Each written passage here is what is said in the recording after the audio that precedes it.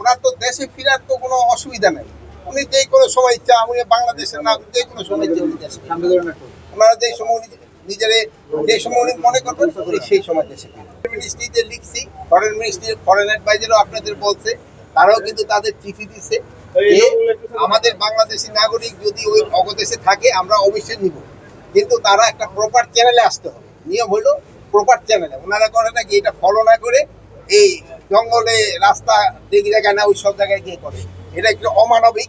এই জিনিসগুলো আমরা কিন্তু এটা শুধু আমাদের না, আমাদের যে অ্যাম্বাসেডার আছে, হাই কমিশনার আছে দিল্লি, তাকেও এটা বলা হয়েছে এবং ফরেন অ্যাডভাইজার এই ব্যাপারে আপনাকে কিন্তু ব্রিফও করছে। আপনি জানেন যে আমাকে যেই সব ইগুলি আছে তাদের সবার ক্ষেত্রে একটু টেস্ট করা হচ্ছে। যেমন আমরা কিন্তু এখন এয়ারপোর্ট, তারপরে ল্যান্ডপোর্ট, এইগুলির ক্ষেত্রে কিন্তু একটু সচেতনতা বৃদ্ধি করার জন্য বলা হয়েছে। এই জন্য আগে কিন্তু নিজেকে আপনাকে সচেতন হইতে।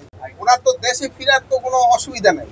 উনি যে কোনো সময় ইচ্ছা, উনি বাংলাদেশের না যে কোনো সময় ইচ্ছা উনি দেশে ওনারা যে সময় নিজেরে যে সময় উনি মনে করবেন উনি সেই সময় দেশে ফিরবেন। মিনিস্ট্রিতে লিখছি, ফরেন মিনিস্ট্রি ফরেন অ্যাডভাইজারও আপনাদের বলছে, তারাও কিন্তু তাদের চিঠি দিচ্ছে যে আমাদের বাংলাদেশি নাগরিক যদি ওই অবদেশে থাকে আমরা অবশ্যই নিব, কিন্তু তারা একটা প্রপার চ্যানেলে আসতে হবে। নিয়ম হলো প্রপার চ্যানেলে। ওনারা করে নাকি এটা ফলো না করে এই জঙ্গলে রাস্তা দেখি জায়গায় না ওই সব জায়গায় গিয়ে করে, এটা একটু অমানবিক। এই জিনিসগুলো আমরা কিন্তু এটা শুধু আমাদের না, আমাদের যে অ্যাম্বাসেডার আছে, হাই কমিশনার আছে দিল্লি, তাকেও এটা বলা হয়েছে এবং ফরেন অ্যাডভাইজার এই ব্যাপারে আপনাকে কিন্তু ব্রিফও করছে। আপনি জানেন যে আমাকে যেই সব ইগুলি আছে তাদের সবার ক্ষেত্রে একটু টেস্ট করা হচ্ছে।